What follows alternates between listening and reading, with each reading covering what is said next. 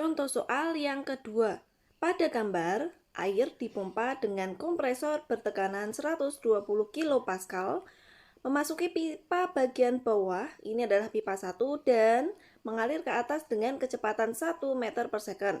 Diketahui gravitasinya adalah 10 meter per second dan massa jenis air 1000 kg per meter kubik. Tekanan air pada pipa bagian atas atau P2 adalah, mula-mula adik-adik tuliskan terlebih dahulu yang diketahui. Di antaranya ada P1, ini adalah tekanan pada pipa bagian bawah. Nilainya adalah 120 kilopascal. Jangan lupa ini ada kilo, maka kita ubah dulu menjadi 120 kilopascal ke pascal. Ini pengalinya adalah 1000. Jadi nanti 120.000 pascal. Selanjutnya untuk jari-jari R1-nya 12, R2-nya 6 cm. Ini tidak perlu diubah. Kemudian untuk V1-nya adalah 1 meter per second, H1 0,12 meter. Kemudian untuk H2 ini adalah penjumlahan dari 2 ditambah dengan 12 cm. Saya ubah ke meter menjadi 0,12. Jadi H2-nya adalah 2,12 meter gitu ya. Ini 0,12 ini karena tadi 12 cm diubah ke meter. Selanjutnya yang ditanyakan adalah P2. Untuk mencari P2 maka kita memerlukan nilai V2. Untuk mencari V2 kita gunakan asas kontinuitas yaitu Q1 sama dengan Q2. Kemudian A1 dikalikan dengan V1 sama dengan A2 dikalikan dengan V2.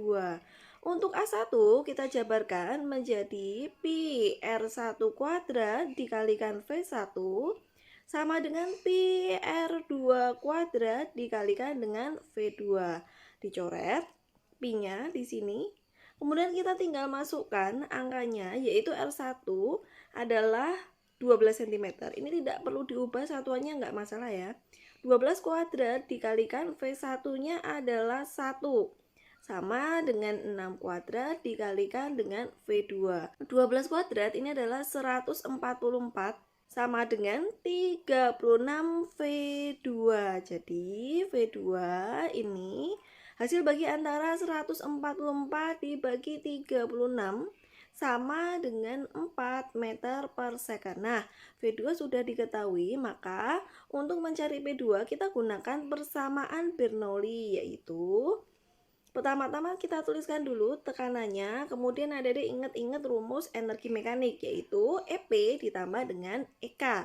EP rumusnya adalah MGH, maka di sini kita ganti M-nya menjadi rho GH1 ditambah dengan setengah MV kuadrat. Ini adalah rumus untuk energi mekanik. Maka untuk persamaan Bernoulli massa kita ubah menjadi rho. Jadi setengah rho V1 kuadrat sama dengan P2. Ingat lagi energi potensial ya. MGH nanti di sini menjadi rho GH2. Kemudian energi kinetik adalah setengah MV kuadrat, kita ganti menjadi setengah rho V2 kuadrat. Nah, sebelum menghitung P2, di sini agar lebih simpel dalam menuliskan, saya pindah ruas dulu untuk H2-nya. Jadi nanti P1 ditambah dengan rho GH1, H2-nya pindah, tadinya yang di kanan itu positif, maka kalau pindah ke kiri nanti jadi negatif. Rho GH2. Kemudian V kuadratnya juga akan saya pindah menjadi setengah rho V1 kuadrat. Karena tadinya di kanan dia positif, maka di ruas kiri nanti jadi negatif. Setengah rho V2 kuadrat sama dengan P2. Selanjutnya kita keluarkan ya untuk rho-nya dan G dikalikan H1 min H2 ditambah dengan setengah rho di dalam kurung V1 kuadrat dikurangi dengan V2 kuadrat sama dengan P2. Kemudian kita tinggal masukkan angkanya. Tadi P1-nya adalah 120.000, kemudian rho airnya adalah 1000, gravitasinya 10. H1-nya adalah 0,12. H2-nya 2,12 ditambah setengah dikalikan dengan rho air 1000 dikalikan dengan V1. V1 ini adalah 1, ini adalah kecepatan pada pipa bagian bawah, 1 kuadrat tetap 1, kemudian dikurangi dengan V2. V2 ini adalah 4, namun jangan lupa dikuadratin nanti jadi 16, sama dengan P2. Selanjutnya kita tinggal kalikan. Ini tetap ya 120.000, kemudian ditambah dengan 10.000 dikalikan dengan min 2, ditambah setengah dikalikan dengan 1000 jadi 500. Kemudian yang ada di dalam kurung 1 min 16, ini jadi min 15 sama dengan P2. Selanjutnya 120.000 dikurangin 20.000 dikurangin lagi dengan min 15 dikalikan 5, ini berarti min 7.500. Nah, tinggal kita kurangkan 120.000 dikurangin 20.000, ini kan tinggal 100.000 dikurangin 7.500 menjadi 92.500 Pascal. Ini adalah tekanan pada pipa penampang yang kedua. Nah, tadi P2 hasil perhitungan kita adalah 92.500 Pascal. Kalau diubah kilo Pascal maka dibagi 1000, artinya komanya maju 3, 1, 2, 3. Berarti ini sama halnya dengan 92,5 kilo Pascal. Opsi yang sesuai adalah yang D. Selanjutnya, contoh soal ketiga dari SBMPTN tahun 2016. Minyak, massa jenisnya adalah 0,8 kali 10 pangkat 3 kg meter kubik. Mengalir melewati pipa mendatar yang makin mengecil. Pada ujung pipa yang besar, minyak memiliki kelajuan 3 meter per second. Jika perbedaan tekanan antara kedua ujung pipa adalah 2,8 kilopascal, maka kelajuan pipa saat melewati ujung pipa yang kecil adalah... Mula-mula saya akan tuliskan terlebih dahulu yang diketahui. Di antaranya yang pertama ada massa jenis. Rho, fluidanya adalah minyak 0,8 kali 10 pangkat 3 kilogram per meter kubik. 10 pangkat 3 ini sama dengan 1000. Jadi kalau 0,8 dikalikan dengan 1000 ini sama artinya dengan 0,8, komanya mundur 3, 1, 2, 3. Jadi ini sama dengan 800 kg per meter kubik. Diketahui perbedaan tekanan antara kedua ujung, sebut saja ujung yang besar ini adalah ujung yang pertama, kemudian ujung yang mengecil ini adalah ujung yang kedua. Tetapi sama dengan 2,8 kilopascal.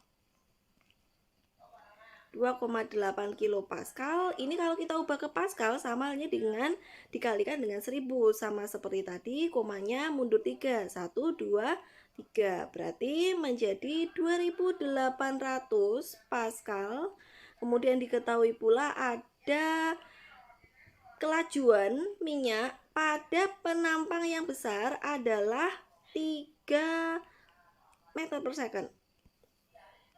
Artinya ini adalah V1 sama dengan 3 meter per second. Yang ditanyakan adalah V2. Kita gunakan persamaan Bernoulli, yaitu mula-mula adik-adik tuliskan energi potensial yaitu MGH, namun kita ubah menjadi rho GH ditambah dengan setengah rho V1 kuadrat. Nah, jangan lupa ada penambahan tekanan di sana. Sekarang juga sama.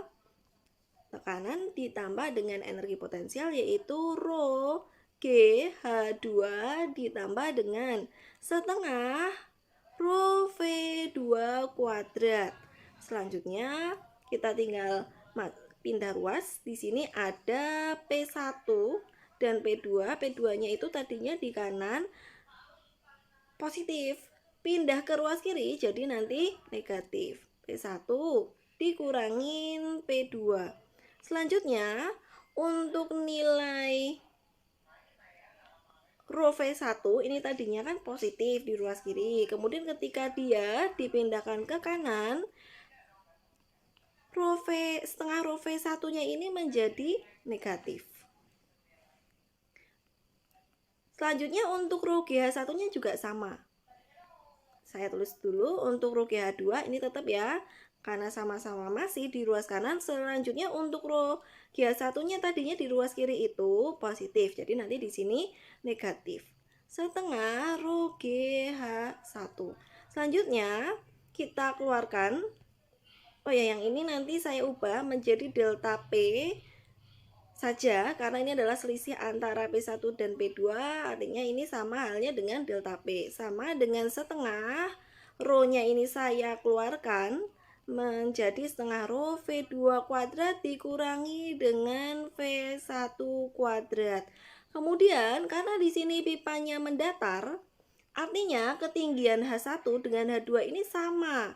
Ketika sama, nilai yang sama itu nanti kalau dikurangi itu hasilnya bakalan 0 ya, maka ini hasilnya akan sama dengan 0. Maka selanjutnya tidak akan kita tulis persamaannya, hanya delta P sama dengan setengah rho dikalikan V2 kuadrat dikurangin V1.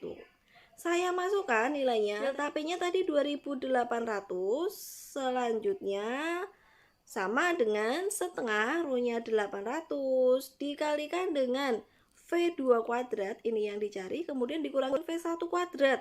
V1 nilainya adalah 3, kalau dikuadratin jadi 9. 2800 sama dengan 400 dikalikan V2 kuadrat dikurangin 9. 2800 ini kalau dibagi 400 nilainya menjadi 7. Berarti 7 sama dengan V2 kuadrat dikurangin 9. Selanjutnya 9-nya pindah ruas ke kiri. Jadi positif ya. 7-nya tetap, maka V2 kuadrat sama dengan 16. Atau V2 sama dengan 4 meter per second. Jawaban yang sesuai adalah yang D.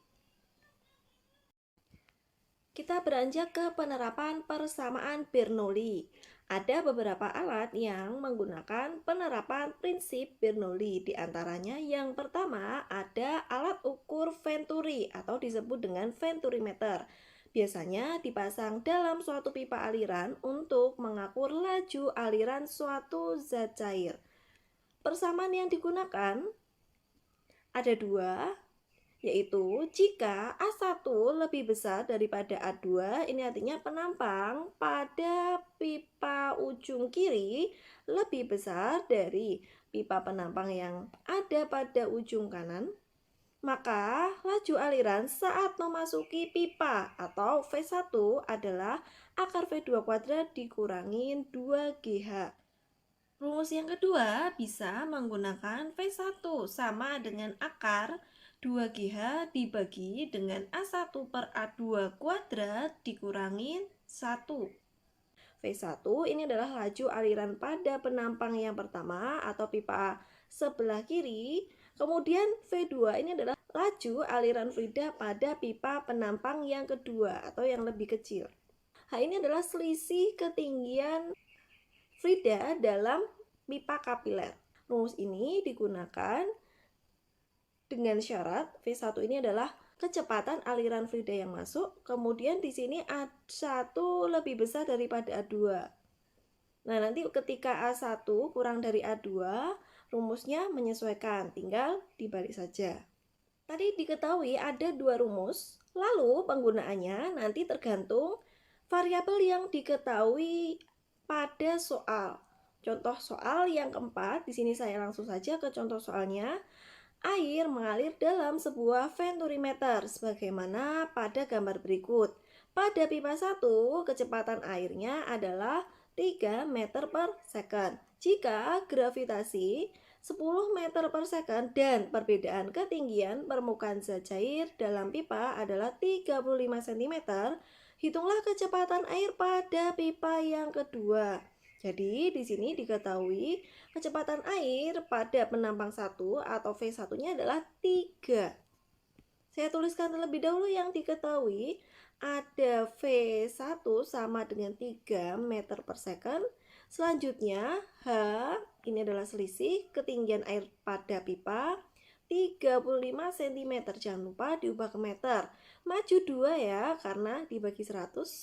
Maka ini tinggal nambahin nolnya menjadi 0,35 meter. Kemudian yang ditanyakan adalah V2. Karena yang diketahui ada V1 dan H, kemudian yang dicari adalah V2. Rumus yang kita gunakan adalah V1 sama dengan akar dari V2 kuadrat dikurangin 2GH. V1-nya 3, selanjutnya V2 ini yang ditanyakan. Dikurangin 2 dikalikan 10 dikalikan 0,35. 0,35 dikalikan 10 ini nanti jadi 3,5, kemudian dikalikan 2 nanti bakalan 7 hasilnya seperti ini. Kemudian kedua ruas akan saya kuadratkan agar akarnya hilang. 3 kuadrat dikuadratin jadi 9, kemudian akar dari V kuadrat dikurangin 2 dikalikan 10 dikalikan 0,35, ini kalau dikuadratkan nanti akarannya bakalan hilang. Jadi 9 sama dengan V2 min 7. Pindah ruas 7-nya ke ruas kiri jadi positif. Ini sama dengan V2 kuadrat. Nah, ini V2 kuadratnya masih ya kuadratnya ya. Tadi cuma lupa nulis. Selanjutnya 16 sama dengan V2 kuadrat. V2 ini akar dari 16, yaitu 4 meter per second. Selanjutnya contoh soal yang kelima. Untuk mengukur kecepatan aliran air pada sebuah pipa horizontal digunakan alat seperti diperlihatkan pada gambar berikut ini. Jika luas penampang pipa besar adalah 5 cm persegi dan luas penampang pipa kecil adalah 3 cm persegi, serta perbedaan ketinggian air pada dua pipa adalah 20 cm. Tentukan kecepatan air yang mengalir pada pipa besar, kemudian kecepatan air yang mengalir pada pipa kecil. Pertama-tama saya akan tuliskan terlebih dahulu yang diketahui, yaitu ada A1 sama dengan 5 cm persegi. Selanjutnya A2 sama dengan 3 cm persegi. Perbedaan ketinggian air pada pipa adalah 20 cm. Berarti ini adalah hanya H sama dengan 20 cm. Kita ubah ke meter, dibagi 100 menjadi 0,2 meter. Pertama yang ditanyakan adalah nilai V1, kemudian yang B yang ditanyakan adalah V2. Untuk mencari V1, karena di sini ada variabel A1 dan A2, maka persamaan yang digunakan untuk mencari V1 adalah akar dari 2GH dibagi dengan A1 per A2 kuadrat. Nah, kita gunakan persamaan ini karena diketahui A1 dan A2. V2-nya belum diketahui. Selanjutnya kita tinggal masukkan angkanya. V1 sama dengan akar dari 2 dikalikan gravitasinya 10, hanya tadi 0,2 dibagi dengan A1 per A2. A1-nya tadi adalah 5, A2-nya 3. Ini tidak perlu diubah satuannya, nggak masalah karena ini merupakan perbandingan ya. Kuadrat dikurangin 1. Selanjutnya kita tinggal hitung. 0,2 dikalikan 10 ini jadi 2, 2 kali 2 jadi 4. Berarti nanti 4 dibagi dengan 25, ini dari 5 kuadrat, dibagi dengan 3 kuadrat yaitu 9, dikurangin 1. Hasilnya menjadi, ini saya pindah ke sebelah sini ya, V1 sama dengan akar dari 4. Kemudian 25/9 dikurangin 1. 1 ini agar sama penyebutnya saya ubah menjadi 9/9. 25 dikurangin 9 ini jadi 16. Berarti nanti 4/16/9. Nah, ini biar adik gampang ngitungnya, saya tulis seperti ini. 4 dibagi 16/9. Kan ini sama halnya dengan 4 dikalikan 9/16.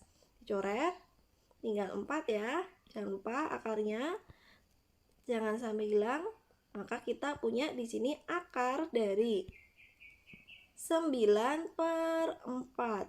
Akar 9 3, akar 4 2. 3/2 hasilnya adalah 1,5 meter per second. Nah, ini adalah nilai dari V1. Selanjutnya untuk mencari nilai V2, karena V1 sudah ada, V2-nya kita gunakan asas kontinuitas, yaitu Q1 sama dengan Q2. A1 dikalikan V1 sama dengan A2 dikalikan dengan V2. A1-nya 5, V1-nya 1,5, kemudian A2 3. Dikalikan V2, kemudian kita coret. 1,5 nya hilang, berarti yang ruas kanan dibagi 1,5 jadi 2. 5/2 ya, ini sama dengan V2. Oke, 5/2 ini hasilnya adalah 2,5. Jadi V2 sama dengan 2,5 meter per second. Nah, ini jawaban dari V1 dan V2. Kita kembali ke penerapan Bernoulli selanjutnya, yaitu ada tentang gaya angkat pada pesawat terbang. Sebelum kita membahas tentang besarnya gaya angkat pada pesawat terbang dan syaratnya, kita kembali terlebih dahulu ke persamaan Bernoulli, yaitu mula-mula adik bisa tuliskan terlebih dahulu tekanan, yaitu P1 ditambah dengan rho GH1. Ini adalah modifikasi dari energi potensial ditambah setengah rho V1 kuadrat. Ini adalah modifikasi dari energi kinetik. Sama dengan P2 ditambah dengan rho GH2 ditambah dengan setengah rho V2 kuadrat. Dari persamaan ini, Anda bisa melihat bahwa nilai untuk ruas kiri dengan ruas kanan ini sama besarnya. Oleh karena itu, ketika nilai P ini besar, kita besarkan, maka agar nilainya tetap sama dengan yang ruas kanan, maka di sini nilai V-nya itu harus lebih kecil. Begitu pula sebaliknya, ketika nilai P-nya ini kita buat lebih kecil, maka agar nilainya tetap sama dengan ruas kanan, maka nilai V-nya ini harus lebih besar. Di sini kita memperoleh kesimpulan bahwa nilai P dan V ini berbanding terbalik. Kemudian kita lihat gambar aliran udara pada sayap pesawat terbang ini. Anggap di sini V2 ini adalah kecepatan aliran udara pada bagian atas sayap. Kemudian V1 adalah kecepatan aliran fluida pada bagian bawah sayap. Selanjutnya P ini adalah tekanan. P1 adalah tekanan udara yang ada pada bawah sayap. Sedangkan P2 adalah tekanan udara pada atas sayap. Agar pesawat ini bisa terbang atau terangkat, otomatis tekanan yang bagian bawah ini harus lebih besar daripada tekanan pada bagian atas. Hal ini tentunya akan berkebalikan dengan nilai kecepatan. Nah, ini tadi sudah saya jelaskan mengapa tekanan ini berbanding terbalik dengan kecepatan ya, sesuai dengan persamaan hukum Bernoulli.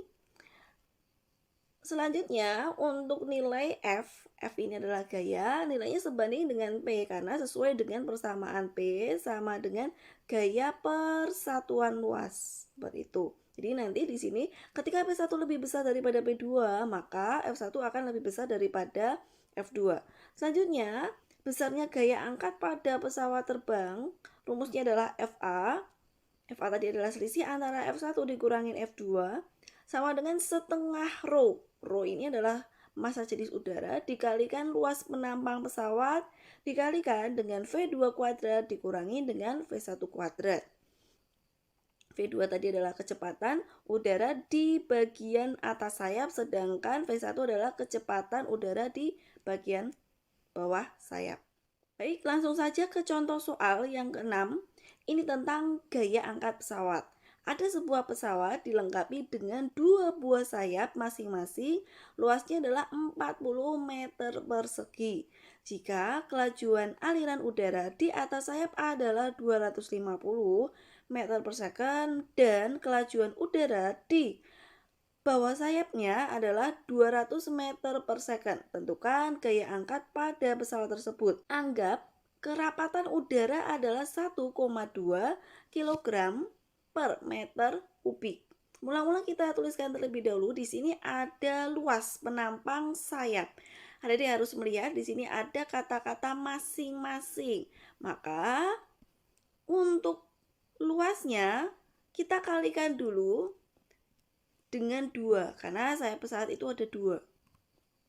Hasilnya menjadi 80 meter persegi. Kecepatan aliran udara pada bagian atas pesawat tadi adalah V2 yaitu 250 meter per second. Selanjutnya kecepatan udara pada bagian bawah sayap adalah 200 meter per second. Kerapatan udara sama dengan 1,2 kg per meter kubik. Yang ditanyakan berapa besarnya gaya angkat. FA sama dengan setengah dari kerapatan atau massa jenis dikalikan luas penampang dikalikan dengan selisih antara kuadrat V2 dengan V1. Selanjutnya kita tinggal masukkan angkanya yaitu 1,2 dikalikan 80 dikalikan kuadrat dari V2. V2 tadi adalah 250.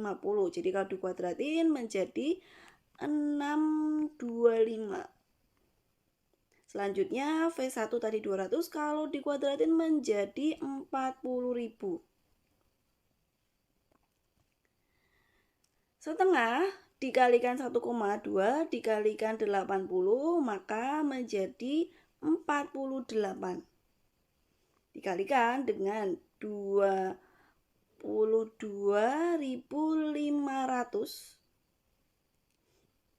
maka sama dengan 1.080.000 Newton. Nah, ini adalah gaya angkat pesawat terbang ini. Penerapan Bernoulli selanjutnya ada pada penyemprot nyamuk. Adik-adik bisa perhatikan penyemprot nyamuk yang ada pada gambar. Di sini ada semacam pompa. Pompa ini berfungsi untuk membuat aliran udara pada ujung A. Selanjutnya, pada bagian B ini terdapat cairan yang digunakan untuk membasmi nyamuk. Nah, ketika pompa ini ditekan, maka terdapat aliran udara pada bagian A ini yang bertambah besar kecepatannya. Sesuai dengan persamaan Bernoulli yang sudah saya jelaskan tadi, nilai V ini selalu berbanding terbalik dengan nilai P. Ketika V-nya membesar, maka P-nya akan mengecil. Akibatnya, fluida yang berada di bawah P ini akan mengalir ke atas. Karena tekanan B ini akan lebih besar daripada tekanan A. Karena A-nya tadi semakin mengecil ya.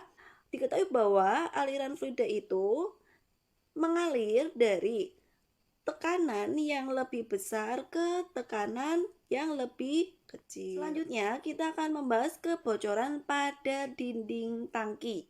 Kecepatan fluida yang mancur atau yang keluar lewat dinding tangki rumusnya adalah V sama dengan akar 2GH1. H1 ini adalah tinggi fluida yang ada pada atas lubang. Ini adalah 1. Selanjutnya, lama cairan melayang di udara rumusnya adalah T sama dengan akar 2H2 per G. H2 ini adalah tinggi yang diukur dari lubang sampai dengan permukaan tanah. Selanjutnya, jarak jatuh cairan yang keluar dari lubang pada dinding tangki adalah X sama dengan V kali T. Ini adalah rumus untuk GLB. V-nya akar 2GH1, kemudian T-nya akar 2H2 per G. Kalau disederhanakan, maka akan sesuai dengan trik praktis, yaitu X sama dengan 2 dikalikan akar dari H1 dikalikan dengan H2. Contoh soalnya, sebuah bejana yang mempunyai keran pancuran pada ketinggian 2 meter dari dasar bejana diisi penuh dengan air setinggi 3,25 meter. Kecepatan air yang keluar dari pancuran adalah, yang ditanyakan adalah kecepatan. Jadi, kita harus tahu besarnya H1 terlebih dahulu. H1 ini tadi adalah tinggi yang dihitung dari permukaan air sampai dengan lubang. Jadi karena ketinggian pipa ini adalah 3,25, maka H1-nya ini adalah selisih dari 3,25 dengan jarak antara lubang hingga permukaan tanah, yaitu 2. H1 sama dengan 1,25 meter. Kemudian kita tinggal gunakan persamaan V sama dengan akar dari 2G dikalikan H1. Sama dengan akar dari 20, H1-nya adalah 1,25. Ini akan sama dengan akar dari 12,5 dikalikan 2 atau 25 kalau dikalikan, maka V sama dengan 5 meter per second. Ini sesuai dengan opsi yang B. Contoh soal yang terakhir, ada sebuah tangki, pada bagian bawahnya terpasang keran seperti terlihat pada gambar. Tangki diisi penuh dengan air, percepatan gravitasinya adalah 10, maka saat keran dibuka, lama air mengalir di udara dari keran dan jarak jatuhnya adalah, jadi pertama-tama kita akan mencari lama, artinya adalah waktu. Kemudian jarak artinya adalah X. Kita tuliskan dulu yang ditanyakan yaitu T dan X. Kemudian untuk mencari T, kita gunakan persamaan akar dari 2H2 dibagi dengan G. H2 ini adalah jarak antara lubang hingga mencapai permukaan tanah. Berarti H2 ini sama dengan 5 meter. Jadi T sama dengan akar dari 2 dikalikan 5 dibagi dengan 10. 2 kali 5 ini kan 10. Jadi bisa dicoret dengan yang bawahnya. Maka T sama dengan akar dari 1, yaitu 1 meter 1 second. Selanjutnya, untuk mencari X, kita langsung saja gunakan trik praktis, yaitu X sama dengan 2 dikalikan dengan akar dari H1 dikalikan dengan H2. H2-nya adalah 5, kemudian H1 ini adalah tinggi dari permukaan air hingga mencapai lubang. Maka untuk mencari besarnya nilai H1, kita kurangkan tinggi permukaan airnya itu dihitung dari tanah adalah 6,8. 6,8 kita kurangkan dengan 5. Sama dengan 1,8 meter. Selanjutnya kita tinggal hitung di sini X sama dengan 2 dikalikan H1-nya adalah 1,8 dikalikan 5 sama dengan 2 dikalikan dengan akar 1,8 dikalikan 5 ini adalah 9. Jadi 2 dikalikan akar 9 ini 3 sama dengan 6 meter. 1 detik dan 6 meter ini sesuai dengan opsi yang